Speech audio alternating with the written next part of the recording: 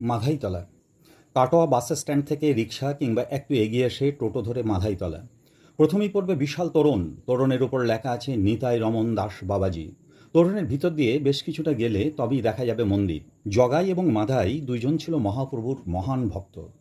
যখন মহাপ্রভু কাটোয়ায় তখন মহাপ্রভুর সান্নিধ্য পাবার জন্য জগাই এবং মাধাই নবদ্বীপ থেকে চলে আসে মহাপ্রভুর খোঁজে।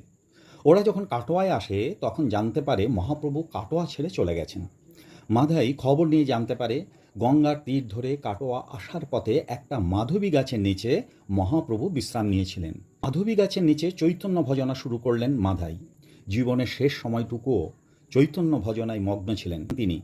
এই লুপ্ত তীর্থ উদ্ধার করেন শ্রীমৎ রামদাস বাবাজি মহারাজ। বেশ কিছু বছর পর বৃন্দাবনের এক বৈষ্ণব মাধাইতলায় আশ্রম তৈরি করেন। এখানে রয়েছে জগাই মাধাইয়ের পূর্ণ সমাধি, সংস্কারক শ্রী নিতাই রমন দাস বাবাজি মহারাজ।